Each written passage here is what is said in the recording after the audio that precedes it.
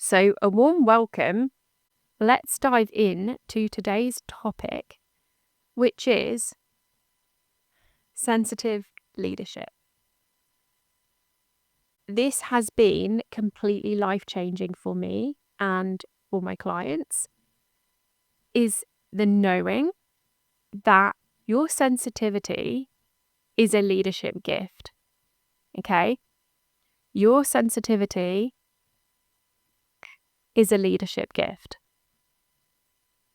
So everyone taught us to be less sensitive, right? Let me know if you've heard this.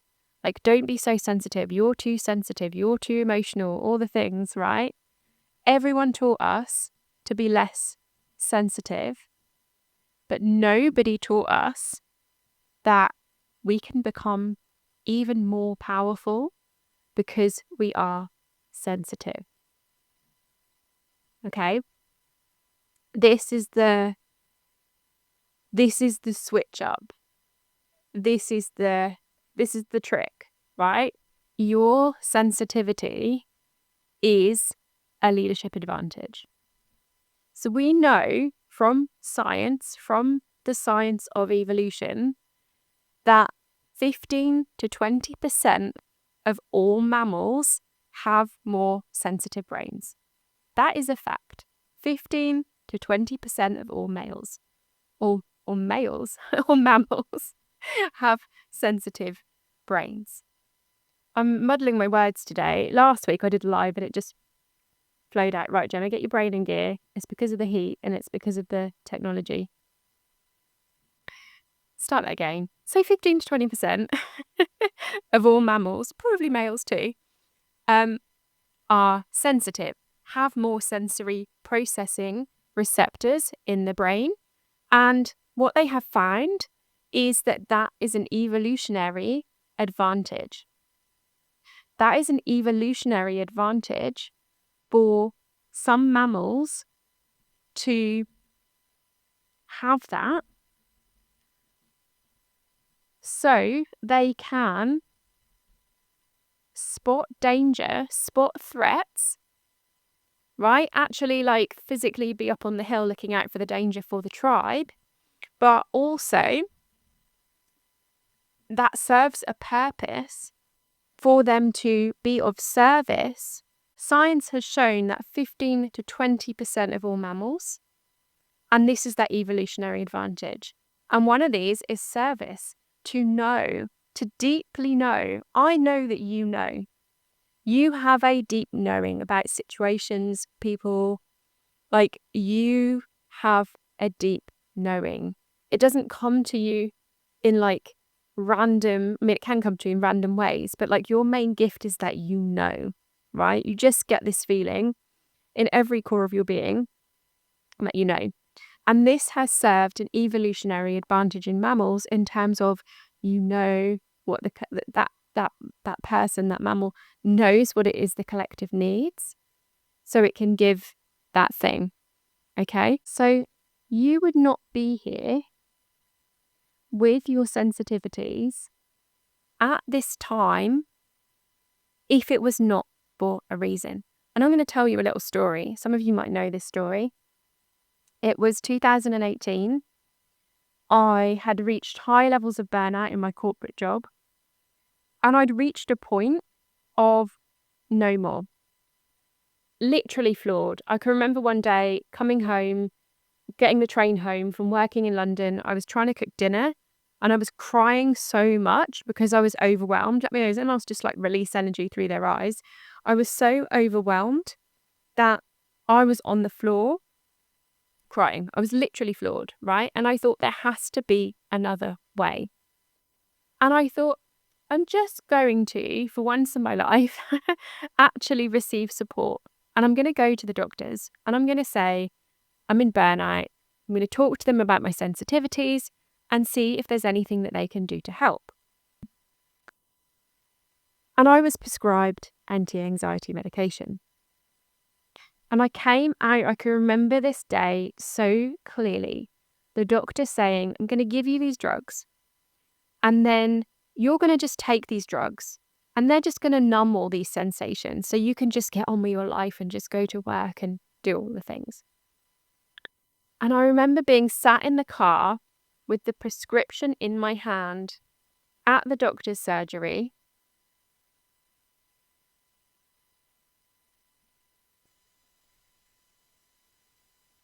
Just going, hang on. Why would I numb who I am? Why would I dull down and numb who I authentically am? I've always been this way. My mum couldn't take me to like crowded places when I was younger. I would scream when I was out in the pushchair and it embarrassed her. So I must be this way for a reason. And as I sat in the car with the tears running down my face, in that moment, I ripped up the prescription and I said, no more, no more, no more external validation, no more trying to heal this. I'd spent probably thousands up to that point in therapy saying like, there's something wrong with me. I need to fix it. I can't fix this anxiety. I can't fix this anxiety. I can't fix this anxiety. Trying different practitioners, different healers, different Chinese medicine and energy healing and all the things. I could not fix the anxiety. And in that moment in the car, when I realized how far I'd let that get with the tears rolling down my face, this higher wisdom came in. And it was like, you are here with your sensitivities for a reason. You are here with your sensitivities for a reason. So why would you dull down, numb down who you are? And in that wisdom came that my body was giving me very clear messages. And I kept saying, I must be broken. How do I fix this? But nothing was broken. It was simply my body, my nervous system, which is your compass, your guidance system, your sacred yes and your sacred no, which is your guidance system, saying this life is not right for me in the way that it's designed right now. And I was simply doing so much that what I call it abuse. It was self-abuse, right? It was self-abuse of my sensitive gifts. So, and that's why I was crying, having this realization, going, hang on, I came here with these sensitive gifts at this time for a reason. And what have I done? I've taken myself into this career in London where every day I'm feeling it all. I step off the train and it's like, and I take everything on, right? And I look back now and I laugh and I go, you were not here to take on London. You were not here to take on London. You were not here to fix London. I probably helped. Like, let's be fair, if a light worker goes to London, they're going to help it. But it's like, you're not here to take that all on. And yes, I was being paid in my corporate job to be there, but I wasn't being paid for that specific purpose, right? And this is where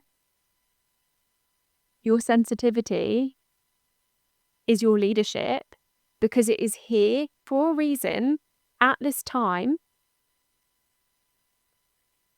and it is here for you to be paid for, to be of service to the world. And it's being of service to the world in your unique, authentic way. Your unique, authentic way. Okay?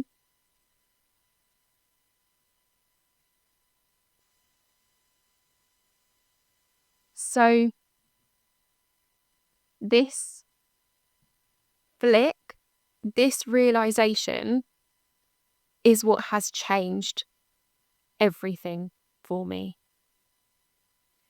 And it didn't come with confidence, right? It didn't come with confidence initially. from that moment onwards, it came from self-trust. It came from self-trust. Because when I could see that I was here with this for a reason, and how up to that point I'd been abusing it, I'd been putting it in environments that were wrong. I'm talking about it, me, putting me in environments that were wrong for me.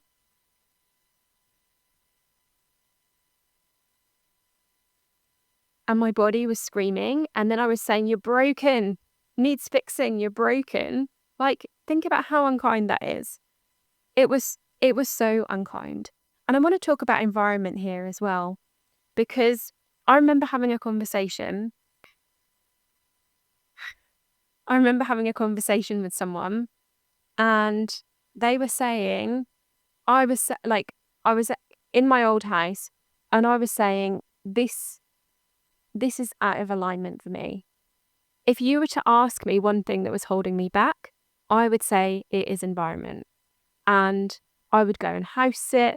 I would go and drive to this lovely seaside town and work in cafes and things like that. But when your main environment isn't in alignment and we're sensitive, we feel it.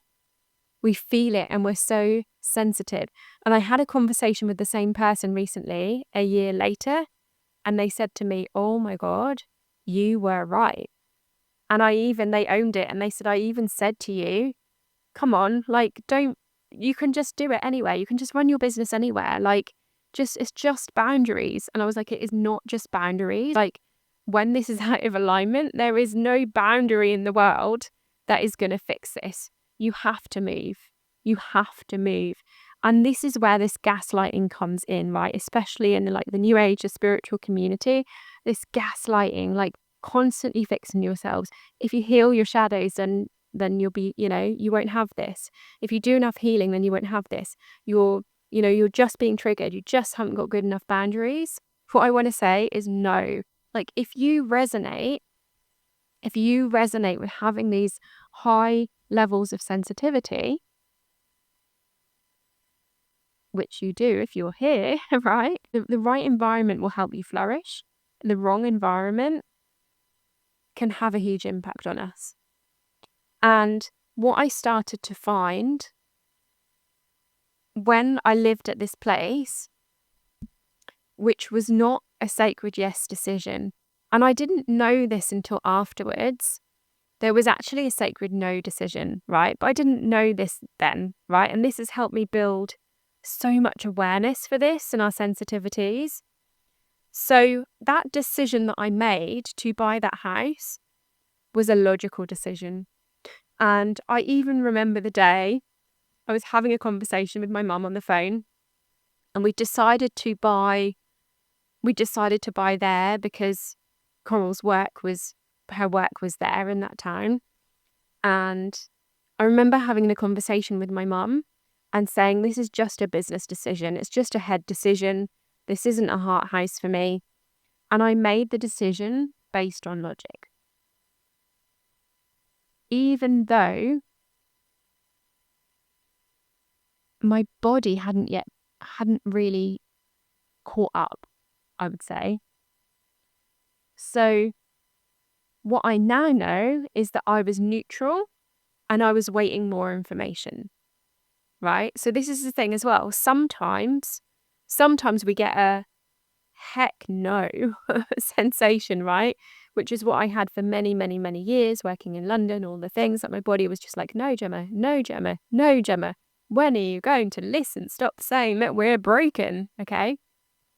But actually with this, it was neutral. And I talked myself around that neutral feeling and went, this is just a business decision, that's fine. Without really, because sometimes we need to toe dip, and without really sort of toe dipping enough to understand whether my body was going to respond to it. Okay, so sometimes we need that little bit of time to get clarity. Sometimes we need to toe dip. And what I now know in hindsight is the toe dip should have been professional support around the work that was needed on the house, and B, I should have allowed myself time for clarity, maybe viewed it more times to really get that clarity and understanding of what my body was telling me, right? If I'd have gone like immediate no, I wouldn't have bought it, but it was neutral. And it was like I needed more information. It was actually a no, but I hadn't quite fully got there. And I moved on the logical decision, and it was the wrong decision. Okay. Then 6 months after living there, I knew. 6 months in, I knew I've made a mistake. I should not have made this decision based on logic. I should have not gaslit myself into this. There was also a bit of a sacrifice story in that as well. While I'm moving here for my partner, for her work. I'm just doing this for her. Like, there was a self-sacrifice story, like codependency kind of tied up in it. There was, very, very clear sacred no. And I felt that 6 months after moving in. And then we were stuck with this house that needed all this work that wasn't aligned. And this is when I received those beautiful opportunities to house sit, because it was like, I went, oh no, what have I done? I can't live here. And then I was met halfway in that co-creation with the divine. I was met halfway. I was given those opportunities for nice environments for me to be in. Okay. And I can even remember one of them. I even asked when I was there, I said, oh, more of this, please. And literally I got a phone call that day to say, can you stay a bit longer? Something's happened and we're having to stay a bit longer. So, and I'm so grateful for those opportunities. But the big underlying glaring neon light sign was like, get the F out. This is not aligned, right? And what started to happen, and you've heard me talk about this before, the white feather, the brick and the dump truck, what started to happen was in those first 6 months, I started to get the white feathers. I started to get them, okay, started to get the white feathers that something was not in alignment. But I couldn't act on the white feathers because we needed to do the house up to sell it. Okay. Then came the brick, right? Which is the next thing. If you don't follow the white feathers, you don't follow the little intuitive nudges, the gentle feathers, the brick will come in. Okay. The brick will come in, and my health started to take a hit. My nervous system took a really big hit. There was some safety issues that were going on there. And these brick moments started happening, which was like, move. Okay, it was like, okay, right, now we need to take this seriously. So we then at that point just put everything into fixing the house, putting it on the market. And it was on 7/7, which is like just over a year ago as I'm recording this. It was literally on the 7/7 portal that we went, right, let's do it. Let's put it on the market. We've loved it. Like, we've given it so much love and attention that it needed. And now is the time. Okay. And what happens if you then don't follow the brick is when the dump truck moment will come. So this would have been when we were forced to me. Like, we would have been forced to me. I hate to think what would have even happened if it got to that point. Okay. So ideally, we want to move when we get the feather. Because if we don't move at the feather, the brick will come and then the dump truck will come. And divine intervention will take over. And the more you don't listen, the stronger that gets. And as sensitive people, you get even more of those white feathers. We are gifted with that opportunity. This is your incredible leadership gift. You are gifted with that opportunity to get those white feathers more. Or maybe even just notice them more, right? That is your gift to go, And you'll see yourself doing this with others. And this is also your gift that you're here to be paid to do with others, because you will just get this feeling. It's like, So I remember in 2021, I had a client and she told me she got married. And she sent me a picture of her and her husband. And at the time, I got this terrible feeling in the pit of my stomach. And I had no logical explanation for it.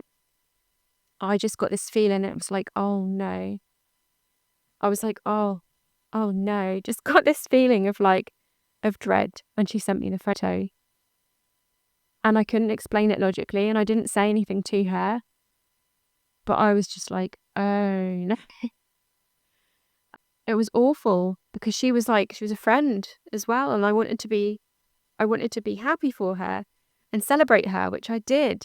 But everything in me was, oh no. And she ended up coming back to me as a client 4 years later, coming back to me as a client. And she said, things are really out of alignment. I shouldn't have married him. And we had to do some work together around building her self-trust and holding her through that transition of her leaving him and moving out. And it was like the dread I was feeling was quite, I won't go into detail, but the dread I was feeling was quite on point with the situation that she needed to get away from. Okay. And I don't know why this example is coming through. Someone just needs to hear this today. So you'll feel it in others. You'll get the white feathers. You'll get the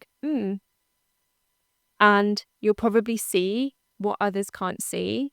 And then, of course, we have to be tread so lightly with that, because we can't just barge in and be like, that's out of alignment for you, right? We have to this is where we develop that leadership skill and that discernment and understanding truly how to hold space. And this is where my Cosmic Coach program comes in. This is where those of you that have gone through Cosmic Coach, this is the leadership skill that you're getting in that course. Yes, there's tools and there's tips and there's things in there for you to support yourself and others. But one of the biggest things is teaching you how to hold proper space, how to actually fully hold space for others to create their own transformations. Okay. So this is your leadership gift. This is your leadership power, is firstly knowing that you're going to get those nudges and you are just going to know in every core of your being. And then the leadership skill, it's then translating that into, okay, and how does this work in terms of my authentic work? How does this work in terms of the actions that I take in my life? How does this work in terms of the way I support clients? This is then that leadership action piece that we then need to take. Okay. So this is your gift. This is your leadership skill. And we need to move away from this fixing culture that we have in the personal development industry and the healing industry, which is that everything is broken, everything is a trigger. And don't get me wrong, I love looking at the triggers. I love a bit of shadow work, existential kink, and all of the things, right? That is an important part of the journey. And sometimes it's just taking ownership of, I am fucking sensitive, and there are certain things that I cannot do. There is actually power in your I can't. There is power in your no. And what that actually opens up for you on the other side of that. This has been life-changing for me. So yes, I still do the healing on my triggers. I still do my shadow work and all of the things. I still do the somatics and the trauma healing. But I will own that I am sensitive. I will own that that is my gift. And to use that gift in the way that that is intended means I have to honor my sacred no. I have to honor my can't, right? And for those of us, so many of us have been through this positive thinking, motivational mindset work, and you must be positive and you mustn't ever say I can't. No, it's banned. You can't say that. That's banned. How dare you use a negative word, right? So we gaslight ourselves, and then we keep ending up in this healing loop of, oh, well, maybe I'll get out of it. Maybe I'll heal this and then it'll go away. Maybe I'll heal this. Maybe I'll heal this. What is it now? What else can I find? Okay. But you need to stop that loop and step into honoring, okay, this thing is actually using my sensitive gifts in the way that it is not intended. Going to those busy places, being around crowds of people, being around alcohol, drinking, all the things that is abusing my sensitive gifts, where it is not seen, it is not appreciated, and I'm not getting any return, any reward back from that. I can remember going to a festival in 2022, and I gaslit myself so much into like, oh, it'll be fun. It's for you to receive it. It's for you to enjoy the day. And I will have to say I definitely overstayed, right? So I probably had a 4-hour window where I could have just enjoyed it and gone home and done a little bit of clearing. Next couple of days would have been okay. But I didn't, because the old me is like, I've paid for this ticket. I'm going to go to this festival for the whole day, right? So I gaslit myself into believing that, oh, well, I'll enjoy that and I'll receive. And this was another, and I'm meant to go through these things. I'm meant to go through these lessons so I can share these with you. That was a huge slap in the face, because that took so much from me, and I picked up so many dark energies. Like, that has helped me so much in my cosmic healing process, because now I know, I'm like, okay, this is that energy. We need to clear that. That's that specific energy. That's that one. That's that one. This is how we clear them. Bang, bang, clear them off in seconds, right? These experiences have really helped me with that, because it's helped me to really, in the past, I just felt something and was like, that doesn't feel right. But now I'm like, that's demons, that's reptilians, that's I can like feel the specifics of the energies now, because I've been through those things. And with a client, I just know, like within minutes, I know exactly, okay, here's the pattern, here's the emotion, here's the energy, like within minutes. Okay. So that experience helped me through that, and it helped me to see where I was still continuing to abuse my sensitivities and to gaslight myself. And I was genuinely believed that I would receive from that. Like, I genuinely believed, like, that would be lovely, I'll receive from that. And I didn't. It was take on my energy. Okay, so we have to be super discerning. And the old me as well would have gone in healing loops with that and been like, oh no, why can't I make it through that? I used to be able to go to a festival. There must be something I need to fix. No. Get yourself out of the healing loop. Honor your no. Honor your I can't. Like, what would it take to fully see yourself as sacred? A bit like, people go to the altar, go to the church, go to the sacred space. You are the sacred space. Your sensitive gifts, your channel is the sacred space. So what would it take for you to even more deeply know that? And when you know that, and when you see yourself in that way, then comes the self-trust. And it is those moments of self-trust, which is the body, which is the nervous system going, wow, we gave you a response. And you followed it. Think about how my body felt. The morning of that festival, I was riddled with anxiety. My body was going, no. Okay? Or it could have even been a yes, and I'm going to stay a couple of hours. I'm not going to worry about the fact I've paid for the whole day. Okay? But when you follow that and you go, okay, I'm going to follow that, which this week, silly little example this week I was like, the weather's super hot. I really want to go to the beach in the evening. I love the beach in the evening. It's like so beautiful with sunset and everything. And I messaged my friend and I said, we need to go to the beach. We need to go to this beach on this day. Are you free? She said, yes. We went. We had an amazing time. So everything, my body was like, yes, yes, yes. This is aligned. I need to put my feet in the sea. So when you follow that, the body and the nervous system goes, oh, she listened. He gave her a response and she followed it. And we build that self-trust. And then with that comes the confidence, the visibility, the alignment, the calling in what's meant for you, because more will start to come in that is in alignment for you when you've shown that it's safe, when you've shown that you can trust yourself, You've shown your nervous system that it's safe. This is another reason why sensitive women aren't receiving at the level they want to receive in their business, because they haven't shown themselves that it's safe. They haven't got the capacity to receive that, because the body is going, well, I'm telling you one thing and you're not listening, so we're not going to bring that into your reality. This is what is happening. This is how the nervous system dysregulation is happening. And we get so fixated on healing the nervous system and regulating the nervous system. And I should be able to regulate myself through that and carry on. No, you need to honor the no's and the yeses and build that self-trust. And then it comes. The nervous system regulation comes, the safety comes, the money comes, and all of the things after that. And you will just be in your most aligned, peaceful life and business that I know you require for your sensitivities. Like, you require this. You are like, I need this.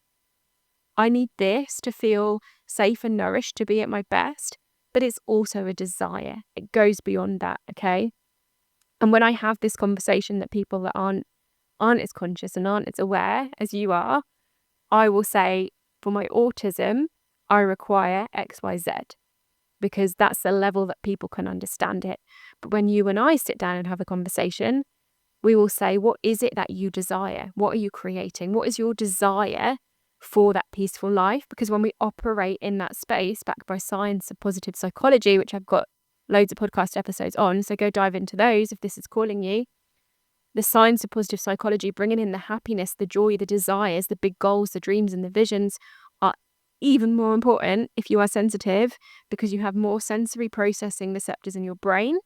So you are more wired to have more cortisol going on in your system. So we need to hack that with bringing in the joy and the happiness to help gain that balance, okay? So you're not being like false love and, false light, love and light, putting on a smiley face. Like, you actually, as a sensitive, you need that. Like, you desire that peaceful life, and it is a requirement for you if you are sensitive. It's not just like a lovely, fluffy thing where we're denying our emotions. We're not. Like, we need to go to that point, and we can be at that point of having a joyful, peaceful, nourished life and do the somatic practice. Have 5 minutes a day for a sacred rage practice, to punch a pillow, to scream into a pillow, to do a dance, shake your hips, shake it out, right? We can hold that. Let's bring in joy, peace, devotion, energies, and allow those darker, healthy, dark aspects of yourself to come through, the sacred rage, the anger, and all of the things that are all just so beautifully important. It's all of it, okay? So I'm going to leave that there, and I'd love for you to pop a comment on this video or reach out to me on socials to let me know what has really landed for you with this today. And I really want you to anchor in that knowing, that awareness that your sensitivity is your leadership gift. It's just this, the view of it in the world, we've got it wrong. We've got it wrong. Like, trying to fix it, showing that it's a weakness and all of the things. It is an absolute strength, because you know what it is that others need and you can deliver on that. Like, the level of depth that you can go to with this, most people don't have that. Like, you are the 1%. Like, I know I said like 15 to 20% of mammals are sensitive, but you are like the 1% of that. That is an incredible gift. That is your leadership skill. And this is what I am here to help you with, to truly be paid for your sensitivities and do what you are here to do. So please reach out to me and let me know how this landed for you today. Lots of love for the rest of your week.